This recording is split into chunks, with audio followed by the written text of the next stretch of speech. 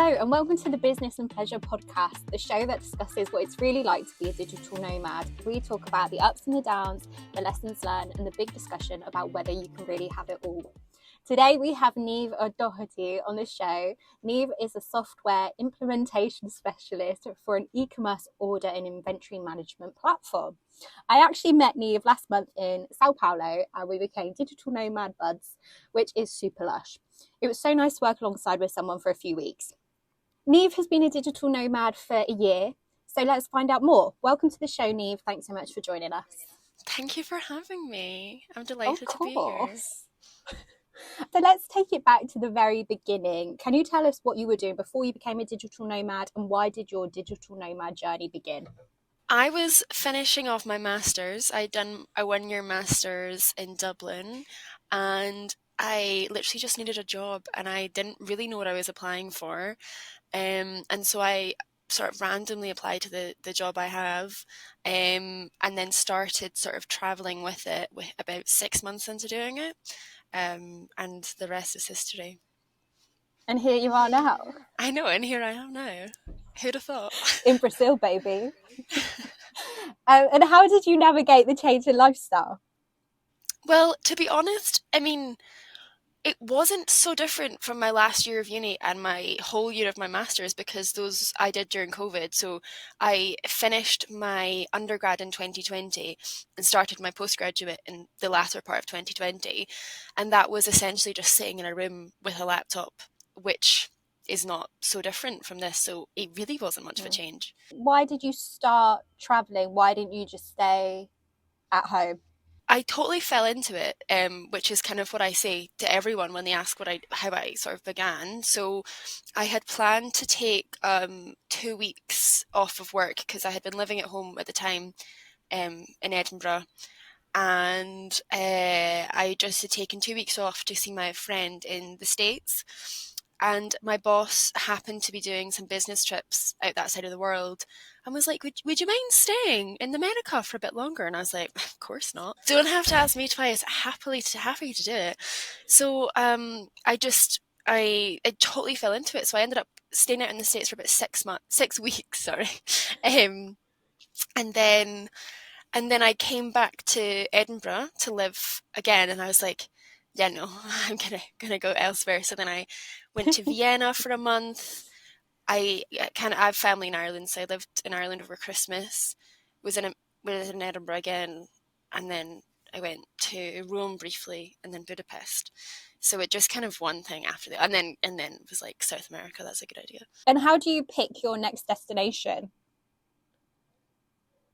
It's not anything that's fixed. I mean, I have a list of like dream places, and then it's really just prices and sort of other considerations like safety, realistic things like Wi-Fi, etc. But other than that, I've just kind of got, I think everybody has a list of places in the back of their mind that they'd love to visit or they'd love to travel to. So it's really like that. It's just a bit kind of random, to be honest. Yeah, so whatever fits that moment in time, really, I guess, as well, like the weather, that kind of thing too. Absolutely, yeah. Yeah, that makes sense. And what would you say your best travel experience is so far?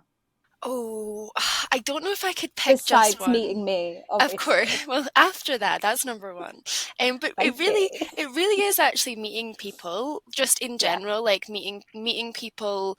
I've not met any other like digital nomads until I came to the Salinas, because I've met loads of people. But just meeting people and kind of making friendships along the way, as corny as that sounds, that's probably the best part, to be honest. And like seeing places and like, you know, finishing your work day and then being able to go to like the beach is pretty class. Like that's kind of cool.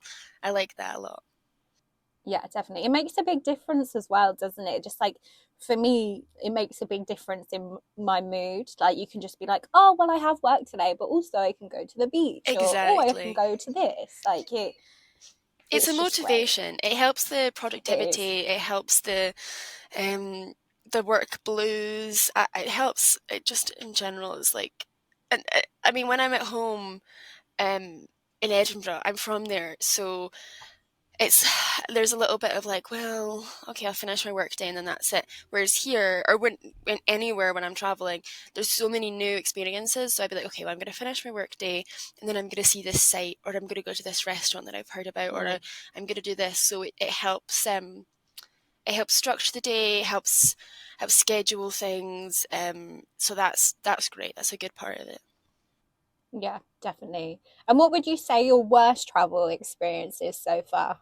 I would say in two places I had bed bugs, and that was pretty stressful. Ooh, Yeah, they were horrid. And not I ideal. not ideal. So I had never had them before, and I didn't know what it was. I got like these bites, and you're in a new place. It could be anything, reaction to the detergent, or just kind of, I don't know, any sort of environmental thing.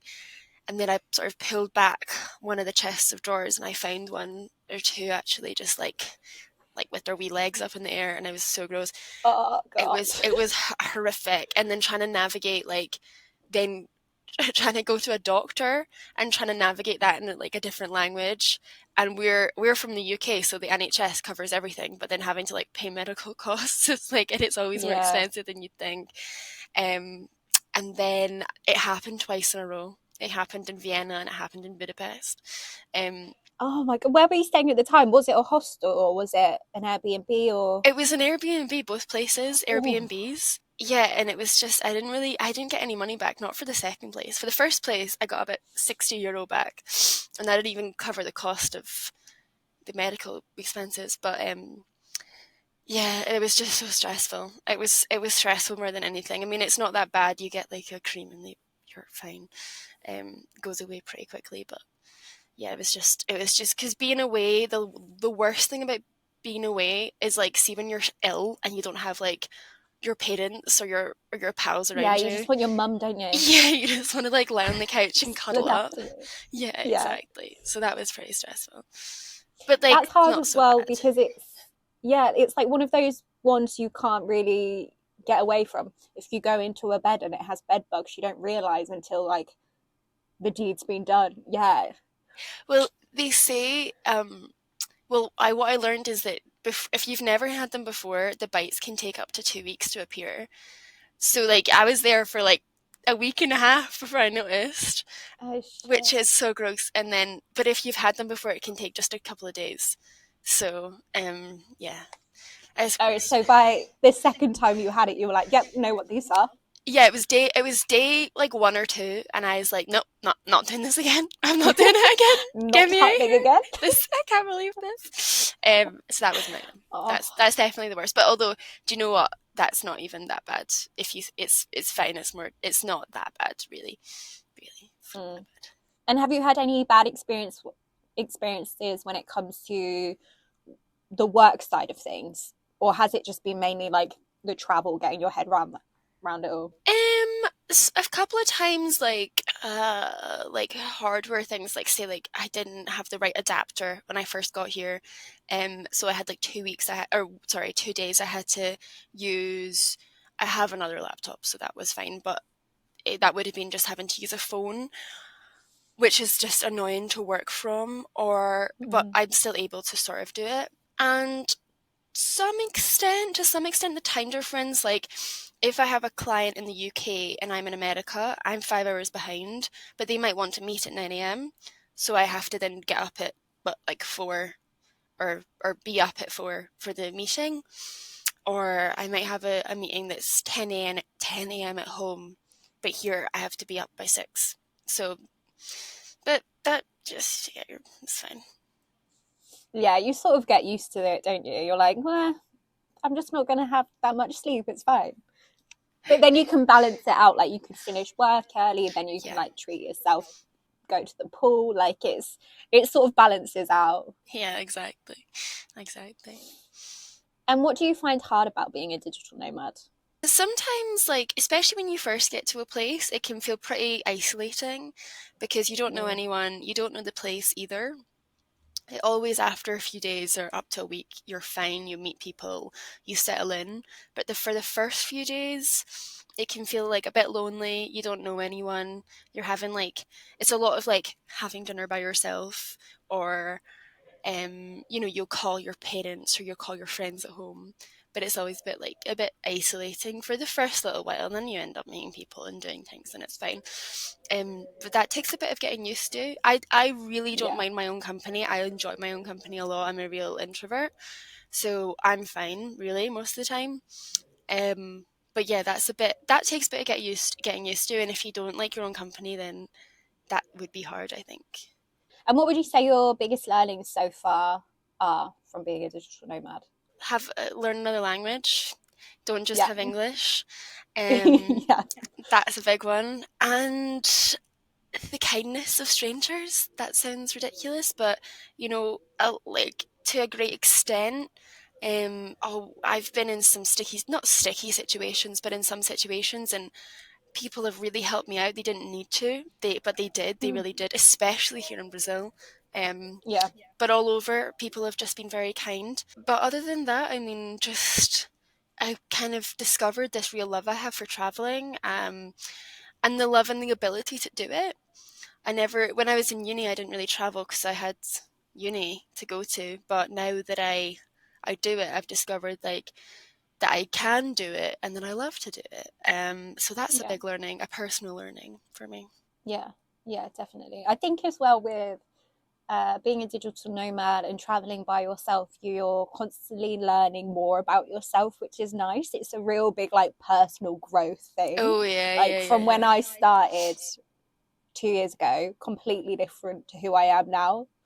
Hopefully in a good way, but like it's just so nice. You feel like you're constantly progressing.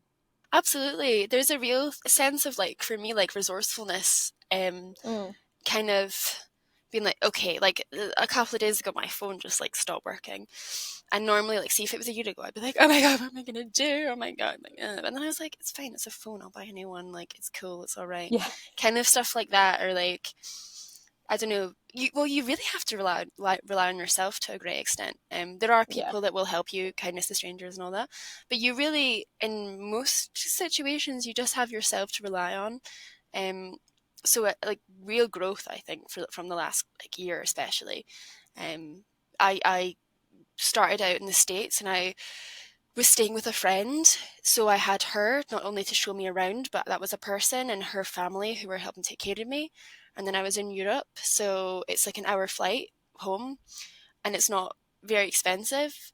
But coming here, it's like, well, I don't know anyone. And it would cost probably way too much money to just get like a last minute flight home. So you're really kind of have to be self reliant and self Mm. soothing as well. I think that's really nice as well because it's just such a positive. Like you were saying, like last year if something went wrong or something went wrong in a business sense, I'd like cry about it for a day. I would be like, oh God, oh God. And now I feel a lot more like I can actually handle these things and it's actually okay, and just have a bit of faith. You have to figure it out. So there's sort of no point stressing. Yeah.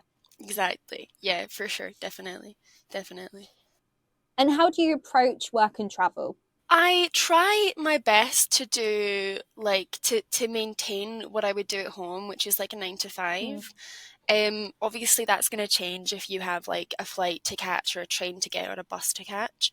Um, but I approach it in the sense of like, okay, well, if I'm traveling, depending on what form of transport I'm on, I can use a laptop, use a phone, um, kind of use these sort of resources around me. And when I'm at a destination, I like to have a few things planned in advance before I get there. And then I just work. I'm quite lucky, so my work is very flexible with my working hours, so I can, to an extent, start and finish sort of when I want, and then in the latter part of today, I'll add an hour onto my Yeah. working day, and that means I can kind of sort of go see sites or do this and that. I mean, yesterday the last week was really, really sunny. Today is not at all. It's actually very cold. Well, kind of cold. I mean, they say it's cold. It's 15 degrees. That's summer where I'm from. And it's rainy. So again, that's summer where I'm from. Yeah, it sounds lovely. Oh, it's not. I mean, it's fine. It's fine, but yesterday was 27. I was lapping that up.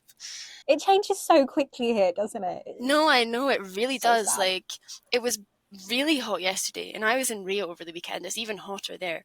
People said that. I was like, how could it get hot? It was really hot. It was really, like, insane. I was at Copacabana. I got a real tan. I don't know if you can tell. I've got a darker shade of alabaster, but yeah, like yeah. So the weather here changed. So I mean that influences it. Well, you're adjusting work to what you want to do in your life, which is nice, because normally for a lot of people it is the other way around. You're like, right, I've got to do this, I've got to do this, and then if I have time, I'll do what I want after work or whatever. But it's nice that you can be so flexible with that. Yeah, I am very lucky. Like, I recognize that. Like, I'm really lucky with my work and my job in that sense. And like, I had said, like, well, I want, like, it's winter here, so it gets dark around 5, and I was like, well, I want to take advantage of the day, so if I want to, I can come back and maybe do like a shift from like 5 to 8 or 5 to 9, which is pretty good, which is really flexible. So that's something that I enjoy, and that I'm very grateful for. Yeah, definitely. And you mentioned that before you arrive in a place, you have some things already planned out. What are those things? I'm never too fixed, but what I find is really good, because sometimes, like, say if I get to a place, I normally stay for like up to a month, and that seems like an awful lot of time, but suddenly 2 weekends have passed and you've only got like a few like a weekend left, which is like what's happening to me now. I can't believe I'm leaving next week. It feels like I just got here. And so what I do is, before I get to a place, I kind of research is a strong word, but just basically kind of look up what's around there, what people do when they get there, and maybe I'll book a couple of things in advance. Not everything, not loads of things, but just be like, okay, well, let me see, on this Wednesday afternoon I'm going to book a tour, and then on this weekend I'm going to do this or whatever. Like, I booked, when I was in Vienna in advance, I booked a ballet class, which was fun. It was so much fun. I really enjoyed it. So I brought like my ballet stuff with me. When I was in Budapest, I booked a couple of tours in advance. And when I got here, the Salinas have, on the app, they have like events or tours or whatever. So you can book a couple of things in advance. So when I got to Rio, I had booked a tour in advance, which actually never ended up happening. I wasted money on that, but that's fine. Whatever. We don't talk about that. We don't talk about that. And so, yeah, it gives you a bit of structure, because I think sometimes, see, if you have like a huge amount of time, or what seems like a huge amount of time, it's almost overwhelming, because there's half of you that's like, I need to do everything. I need to see everything while I'm here. And another part that's like, but I have so much time, like, I'll be fine. And you kind of end up being like, oh, I've wasted time, Yeah. I think the thing as well is because you're working, and even if you are in a place for like a month, you're like, oh, I do have loads of time, but then you're working as well. Even if you can like sort of build out your day and fit things in, time still flies. And a lot of the time I think, oh God, have I just been working for 2 weeks and I've not really seen or done anything? So that I like doing the same. I try and book a few things in, just so I know I'm ticking a few things off and actually seeing the Absolutely. place. Yeah, because I mean, the work is going to take up most of your time, because you've got like an 8-hour day or whatever, so that's going to take up most of your time. But it's about fitting some things in around or between those times, to take advantage of what's going on around you. That's sort of why, I mean, I think that's why people do digital nomading, or whatever whatever you kind of call it, whatever the verb is, because you can be in a place and you are working, but it's finding balance between being in paradise and working as well at the same time, if that makes any sense. Do you have any advice for a budding digital nomad? Do it. Just do it. Just absolutely just do it. You can do it for, depending on where you live, you might surprise yourself with that it can be quite cost effective. Like, I don't have a fixed abode, so I don't pay rent in one place. So I use my salary. So if you have the freedom and the resources, like do it. Just do it. Look into it even. Plan it out for the future. But take the opportunity. Absolutely do it. It's so rewarding, and it's great. I love it. I think everyone I've met who does it just loves it as well. Yeah, yeah, it's the best lifestyle, isn't it?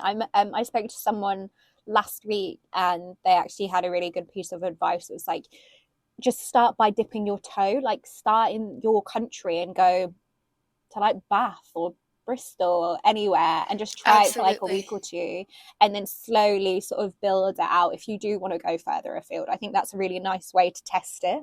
Even like I am definitely going to come back to South America and do other countries, but I sort of dipped my toe in by just going to Brazil, and just I had Sao Paulo booked for a month, and that was me sort of dipping my toe into going further afield, because this is the furthest I've been from home ever in my life without family, and before that I was in Vienna or with friends in the States. So that was sort of dipping my toe in. But yeah, absolutely.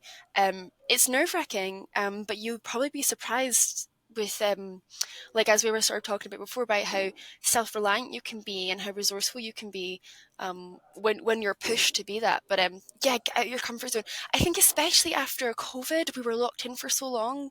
We didn't get to go anywhere or do anything, and that's what sort of propelled me, because when you're locked down, you desperately, we all wanted to kind of be out there in the world. So Yeah, yeah, dip your toe and do it. Absolutely. It's a very rewarding experience for sure. yeah, just go for it. You'll figure it out. It'll be fine. It really will. That's the thing. Like, yeah, as long as you're It's so like true. kind of smart about it, you're not like, there's some parts of the world that are maybe quite different from where you're from, or have different customs or languages, but you will probably you'll figure it out. Get your health insurance, research Yeah. where you're staying. Don't be silly. Like, And I think as well, it's just being open to it. Like, because if you go into the digital nomad life sort of closed off, you're going to have a very limited experience. And the whole point, well, to me, being a digital nomad is it's like anything is possible. You're going to meet all these amazing different people, but you have to also be open to that as well. So I absolutely, think it's just yeah. being free and open. Yeah, absolutely open, be welcoming, and have, like I don't know, manifestation and energy sort of stuff, like, but like be open to things, and people will be really interested in you as well, wherever Mm. you are, wherever you come from. Like, I'm sometimes like, I'm like the first Scottish person anyone's ever met, and that's cool. Someone said to me, they were like talking about, what did you think of Brazil before you got here? What do you think of it now? And then I was like, oh, like, what do you think of Scotland? And they were like, oh, cold. I was like, yeah, that's fair. And chic. And I laughed. I was like, Okay. chic. I don't know if I'd call it chic, but yeah, like, people will have these perceptions maybe of where you're from, or whatever, or not even perceptions, but just like ideas, and you can kind of share that. And Mm. yeah, there's so much to learn, and if you're ever interested in learning a language, it's a really good way to do it, because Yeah. I didn't know a word of Portuguese before I got here. I didn't know a word of German before I got to Vienna, and I discovered that, like, I don't know if you'll agree, but I think that in some places in the UK, the way that they teach languages isn't so good. Like, I did French all of high school. I couldn't tell you a word of French or whatever. Um, and being here and immersing yourself in talking with people whose it's their first language, is a really good way of learning. And you get immediately how it's said. Like, compared to written down, you can really get pronunciation down. Mm. Um, and that's a great thing. So if you want to learn a language, it's kind of baptism by fire. But I think that's also a good point as well, because at school you learn like the things you don't really ever say. It's always like, oh, I live here, which, I mean, sometimes you do say that, but when you're actually meeting the yes, locals and trying to have a conversation with them, you figure out the terms that you do need to yeah, actually know to And there's figure out colloquialisms, like things. there's Yeah. like I was being taught slang by some like friends I met in Brazil. You're not going to learn, those are really like niche but important things, and yeah, they yeah, I learned like so much. Yeah, so it's a good way to learn a language. Duolingo is also a good thing to So what's next for you? Good question. I think I don't want to do this forever as much as it's amazing. I know people who've been doing this for 10 years, and I don't see myself doing it for that long because I would like to settle down at some point, but um just for now, I think I'm just gonna kind of like keep going with it and see what it takes me. There's so many places I want to go. Like we were talking about going to Asia, Yeah. going further afield, coming back to South America. Like there's so many places that it's just an amazing opportunity to kind of. And I've only ever really been away from home for like 6 weeks at max, really. But I think I want to maybe try and do 3 months or Yeah. maybe longer. And that would be me pushing myself a little bit more. So yeah, that's maybe that would be next later on in the year, kind of planning something Yes. with That's your help. exciting. Yes. I'll see you in Asia. Woohoo. I think that's another good thing about being a digital nomad. There's no like instruction book for it. If like being a digital nomad to you is 3 weeks in France, that's being a digital nomad. If it's like 9 months in one country, that's being a digital nomad. I think you can make it completely work to however works for you, which is really nice. And I think in lots of jobs, normally you're the one who having to change to fit to that job, where it's just up to you. I think as well, like I mean, as you say, it's totally your own journey, and Mm. you can really push yourself, but you can also, like I'm quite an anxious person sometimes, so you can still do. I mean, it seems daunting. You can find your comfort zone even if it's far away from home. You can make your own journey. You can make it up as you go along. That's what I have been doing the last year. Like I'll be totally honest. It's a really modern way of working, and I think it's sort of taking advantage of technology and the way it can group us together, and we can communicate. Like we're in different cities and we can kind of have a conversation. Yeah. And it's a way I think of doing that and being able to really get the best out of a job, because yeah, like you in a traditional job you might be like limited by a 9 to 5, you know, other things, whatever. But with this, you can really make it work to fit your schedule and the way that you work, and yeah, so it's great. I really enjoy it, and I would highly recommend it to anyone who has the opportunity to do it. Absolutely. Definitely. And we have just a quick fire round for you now. Your favorite country you visited so far? Brazil for sure. Why? I say quick fire and then I'm just going to ask you loads of questions. The people, and the vibrancy, Mm. and the culture, the kindness of people. I can't overstate how lovely people have been, and just really nice from the day I got here. Yeah, Just so kind. And Rio was amazing. You're gonna love it. I wish I'm I had. excited for that. I definitely wish I'd stayed longer in Rio because it was just beautiful. Like I I I loved it so much. That is a great place. Like I would go back in a second. I'd go back Mm. today if I could handle the 7.5 hour bus journey. And what would you say your favourite dish that you've eaten is? So there's this thing, and I think it's like a traditional Brazilian snack, and it's spelled Coxinha. So like coxinha, and it's like shredded chicken and vegetables, and it's sort of in this kind of like, it's sort of deep fried, and it's like in a Mm. cone shape, and it's like delicious. It's so nice. I actually had my first ever one when I was in Dublin randomly. So because there's a large, quite a big Brazilian population in Dublin, so they were selling them just like as street food. And I remember trying it and being like, oh my god, that's the tastiest thing I've ever had in my life. And your biggest sacrifice since being a digital nomad? Ooh, seeing a family and seeing my close friends, that like spending time with them, and yeah, that's the biggest sacrifice. And then the final question, can you really have it all? Can you have the balance of business and pleasure? It depends what you define by all. So I would say Ooh. at this time in my life, my all is traveling and meeting people and being able to progress in my career, being able to do a good job at work. I think yes, it depends, like as I say, what you define by that.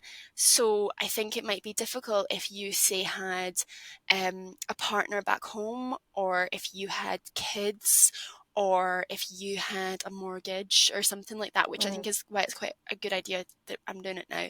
Yeah, I mean, to an extent, I think that's probably different for everyone. I think for me, I'm quite happy right now with what I have, and like I'm happy with what I have. So at the moment, you would say yes, because what you're doing work-wise is allowing you to travel. Yeah. And with work, it is quite flexible, which is nice. Mm-hmm. But it sort of depends what situation each person is exactly in. Like I have friends who have progressed in their careers 10 times more than I have, because their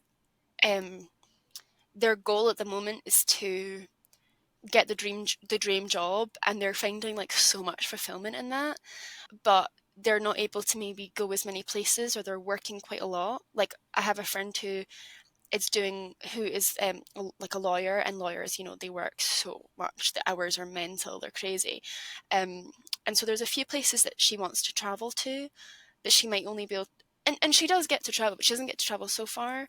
And so she was like, oh, I kind of see you traveling, and I'm like, well, I see you like making moves in your career, so like it depends what your all is. I like that though. That's a good point. What is your all? And then that sort of plays into it. Absolutely. Yeah.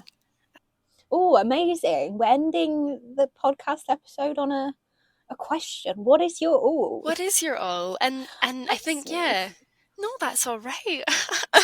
A thought-provoking question to end on. Yeah. Love that. But yeah, thanks so much for having me. This has been so much fun. I don't know if I've just like chatted complete shite for the last like 45 No, I love minutes, it. I love it. That's what we need. Yeah. No, well, thank you so much for joining us. I'll include all your links in the episode show notes below. And yeah, thank you everybody for listening. We'll see you very soon. A big thank you to Hacker Cabin, because they are sponsoring the podcast. Hacker Cabin is an amazing community that you don't want to miss out on. It's a community for remote workers, digital nomads, and bootstrap founders. So if you fit into one of these categories, you should definitely get involved. Hacker Cabin allows you to share your updates, questions, and have some amazing discussions with the rest of the community. Sometimes being a digital nomad can be extremely hard and super lonely, speaking from experience. Hacker Cabin really makes me feel like I'm part of something. It's an extremely welcoming community, and I love being a part of it. Don't miss out on this amazing group of people. We even have a brilliant membership offer for you with discount code Lydia10 to get 10% off your Hacker Cabin membership. Thanks so much, Hacker Cabin.